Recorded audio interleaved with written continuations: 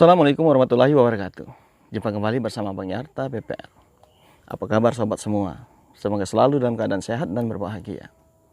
Sobat tani semua, pupuk telah lama dikenal sebagai salah satu faktor penting dalam pertumbuhan dan perkembangan tanaman.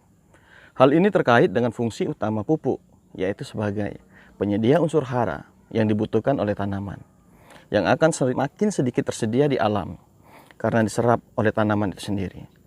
Kebutuhan unsur hara dan ketersediaannya yang tidak seimbang di alam membuat pupuk menjadi solusi atas masalah kecukupan kebutuhan unsur hara tanaman yang dibudidayakan.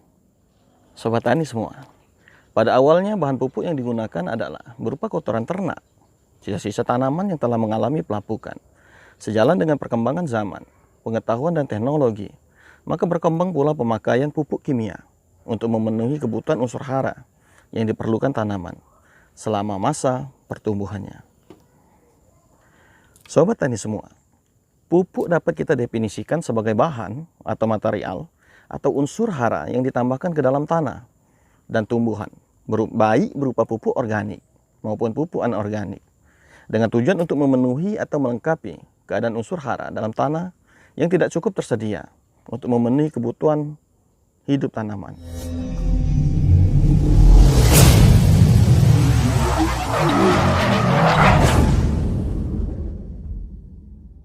Setiap tanaman dalam pertumbuhan dan perkembangannya membutuhkan unsur hara, baik itu unsur hara makro maupun unsur hara mikro, sehingga apabila tanaman kekurangan unsur hara, maka pertumbuhannya akan terhambat. Apabila hal ini terus berlanjut, tanaman akan tumbuh merana dan bahkan akan berakibat kematian pada tanaman tersebut.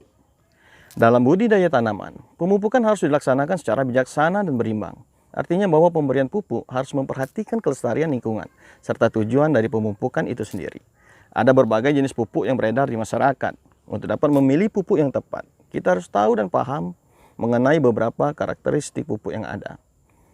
Sobat tani semua, beberapa pengkategorian pupuk yang dikenal luas antara lain adalah pembagian jenis pupuk berdasarkan asal bahan dan pembuatannya, senyawa penyusun, bentuk fisik, kandungan, dan cara aplikasi. Kita akan coba membahasnya satu persatu secara sederhana dan mudah dimengerti. Yang pertama, kategori pupuk berdasarkan asalnya terdiri dari pupuk alam. Pupuk alam adalah pupuk yang bahan-bahannya berasal dari alam, baik yang dapat langsung dimanfaatkan maupun yang memerlukan proses terlebih dahulu untuk diolah. Contoh pupuk alam ini misalnya kompos, serasa, pupuk kandang, humus. Yang berikutnya adalah pupuk buatan.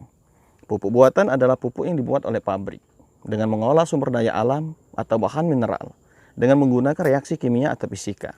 Contoh pupuk buatan, pupuk urea yang sering kita kenal, pupuk TSP, dan pupuk KCL. Sobat tani semua, yang kedua adalah kategori pupuk berdasarkan senyawa penyusun. Terdiri dari yang pertama adalah pupuk organik. Pupuk organik adalah pupuk yang berasal dari bahan-bahan organik atau alami, seperti tumbuhan dan hewan. Beberapa contoh jenis pupuk organik adalah pupuk kandang, kompos, pupuk hijau, humus. Kemudian sesudah pupuk organik ada juga pupuk anorganik.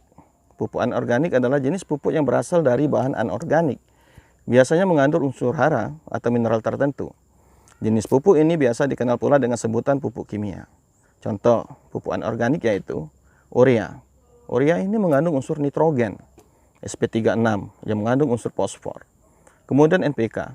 NPK mengandung 3 jenis unsur, nitrogen, fosfor, dan kalium. Sobat tani semua, yang ketiga adalah pupuk berdasarkan bentuk fisik, yang terdiri dari pupuk padat. Pupuk padat adalah pupuk yang berbentuk bahan padat, seperti bentuk onggokan, remahan atau butiran, atau kristal. Pemakaian pupuk padat langsung diberikan atau ditaburkan di media tanam.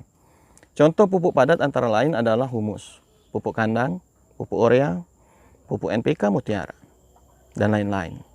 Kemudian pupuk cair. Pupuk cair adalah pupuk yang berbentuk bahan cair, berupa konsentrat atau cairan. Pemakaian pupuk cair dilakukan dengan penyemprotan dan penyiraman. Contoh pupuk cair adalah kosarin, pupuk amonia cair, dan pupuk organik cair yang sering kita gunakan. Sobat tani semua. Yang keempat adalah kategori pupuk berdasarkan kandungan. Terdiri dari pupuk tunggal. Pupuk tunggal adalah pupuk yang hanya mengandung satu unsur tertentu saja. Contoh pupuk tunggal, pupuk urea yang hanya mengandung unsur N. Kemudian pupuk majemuk. Pupuk majemuk adalah pupuk yang mengandung beberapa unsur hara. Contoh pupuk majemuk adalah pupuk NP yang mengandung nitrogen dan fosfor. Pupuk NK yang mengandung nitrogen dan kalium. Pupuk NPK mengandung 3 unsur. Kemudian kompos. Berikutnya adalah pupuk lengkap. Pupuk lengkap adalah pupuk yang mengandung unsur hara yang lengkap. Baik unsur hara makro maupun unsur hara mikro. Bahkan ada pupuk lengkap yang juga mengandung bahan pestisida. Sobat tani semua. Yang kelima adalah pupuk berdasarkan cara aplikasi. Pertama, pupuk akar. Pupuk akar adalah pupuk yang fokus pemberiannya agar dapat terserap oleh akar tanaman. Pupuk daun. Pupuk daun adalah jenis pupuk yang ditujukan agar diserap oleh daun. Penyerapan pupuk oleh daun dilakukan melalui stomata atau mulut daun. Dengan mengetahui berbagai karakteristik pupuk, maka dapat dipilih jenis pupuk yang sesuai dengan kebutuhan dan kondisi tanaman, sehingga dapat memberikan manfaat yang optimal bagi pertumbuhan tanaman itu sendiri. Demikianlah sobat tani semua. Semoga konten ini bermanfaat dan berguna untuk kita. Bang Yarta kembali mengingatkan untuk sobat yang baru pertama kali mampir ke channel Bang Yarta PPL untuk tekan like, share jika menyukai konten ini, dan yang paling penting jangan lupa subscribe serta getarkan loncengnya untuk mengetahui konten-konten Bang Yarta selanjutnya. Wassalam. Salam tani.